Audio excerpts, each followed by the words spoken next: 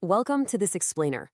Today, we're diving into something, well, something profoundly intimate, something deeply human. We're going to explore the psychology of loneliness, but not just as a passing feeling. We're looking at it as a modern existential condition. So I want you to settle in, maybe take a deep breath, and join us on this slow, introspective journey into a feeling that almost every single one of us knows intimately. Yet, very few of us truly understand it, and even fewer actually talk about it honestly.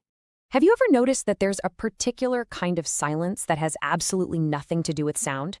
You could literally be surrounded by noise, music pulsing through a venue, the hum of a crowded restaurant, people laughing right next to you, and you still feel it. It's this hollow, pressureless quiet that settles somewhere deep behind your chest. It isn't just sadness, and it isn't grief. It's something much more fundamental. It's that haunting sensation that makes the world feel like it's happening just slightly out of your reach, like you're watching your own life through a thick pane of glass. To truly grasp this, we first need to define it. Part 1. What loneliness actually is. Okay, let's dive into this foundational distinction because it is absolutely crucial. Solitude and loneliness are not the same thing at all. Solitude is chosen, it's conscious, deliberate, and deeply restorative. Think about it, the greatest philosophy and art in human history practically required solitude. But loneliness? Loneliness is an unwilled state. It's the agonizing perception of disconnection. It's that vast echoing gap between the social connection you currently have and the deep social connection your human heart actually needs. It's entirely about depth over quantity. You can be in a decades-long marriage and still be profoundly lonely. You can have literally millions of followers on a screen and feel completely invisible in your daily life. Because loneliness isn't measured by the number of bodies in a room. It's measured by the quality of being truly known. When you're present but not seen, visible but fundamentally a stranger to everyone around you, that is the real disorientation of loneliness. You simply cannot solve it just by adding more people into the mix. So, why does it hurt so much? Part 2, the biology of belonging. To understand the pain, we have to look at our evolutionary hardware. For the vast majority of human history, social connection wasn't some luxury, it was absolute survival infrastructure. If you were isolated from the tribe, well, you died. So your brain evolved to treat a lack of belonging exactly the same way it treats a physical predator. When you feel lonely, your nervous system essentially throws your body into a low-grade emergency state. Your heart rate elevates, cortisol, that stress hormone, floods your system, your brain starts aggressively scanning your environment, literally treating this lack of connection as a hostile threat to your survival. Now, what's really interesting about this next point is a single, staggering number that reveals the true danger of this condition: 15. Research consistently links chronic, long-term loneliness to a mortality rate comparable to smoking 15 cigarettes a day. Just let that sink in for a second. This isn't just a fleeting mood we're talking about. It's physiologically destructive. It elevates blood pressure, wrecks your immune function, and disrupts your sleep. The human body simply wasn't engineered to carry the crushing weight of isolation indefinitely. And this biological reality leads us straight into a devastating psychological paradox. Part 3, the trap of hypervigilance. Let's walk through how this happens. When your brain senses the threat of loneliness, it becomes hypervigilant about rejection just to protect you. But because of this, you begin misreading the world.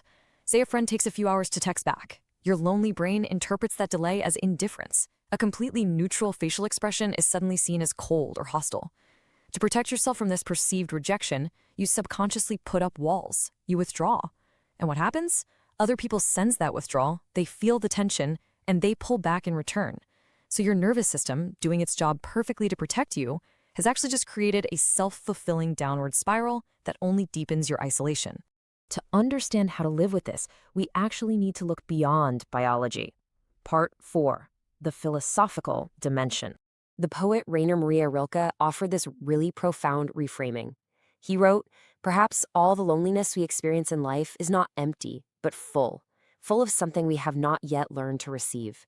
And this brilliantly illustrates how we can take loneliness from being just a painful wound that needs to be frantically bandaged and reframe it as a quiet space, a space that needs to be understood, listened to, and truly felt.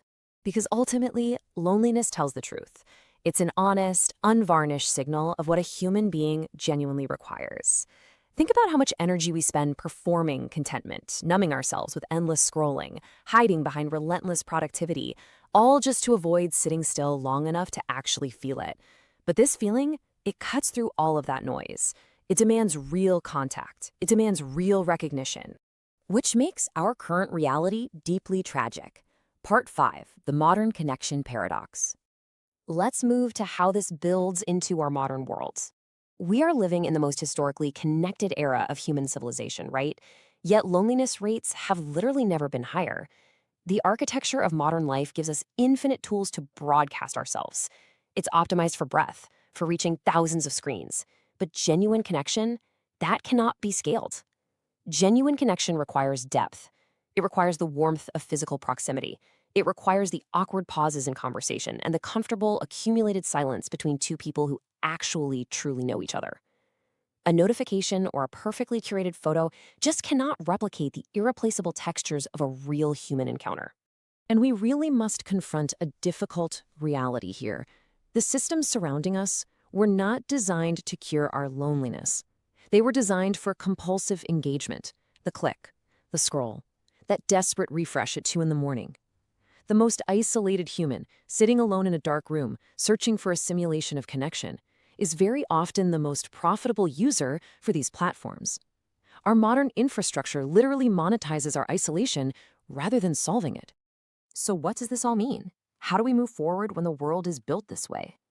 This brings us to our final section, Part 6, Carrying the Weight. We have to accept that there is no clean, simple cure for the irreducible fact that we are all ultimately sealed inside our own consciousness. But the people who survive this profound modern loneliness don't cure it. They change their relationship to it. You have to stop treating your loneliness as evidence that you're fundamentally broken or some sort of failure. Stop performing a fake contentment you don't actually feel. You have to resist the urge to numb the quiet with relentless digital noise. Instead, sit with the feeling long enough to hear what it's desperately signaling, and then, slowly, reach honestly toward real, vulnerable experiences. It takes an immense, heartbreaking amount of courage to do this.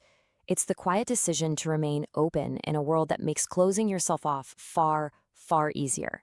It's the stubborn will to remain vulnerable, to stay fundamentally human, and to keep reaching your hand out in the dark, even after the reaching has hurt you in the past. So the crucial point is this. The absolute deepest loneliness you can experience isn't when a room is empty of other people. It's when you are absent from yourself, when you've abandoned your own interior life to perform for an indifferent world. Are you truly present in your own life? I want you to just sit with that question. Let the silence in your own room hold it for a moment. Thank you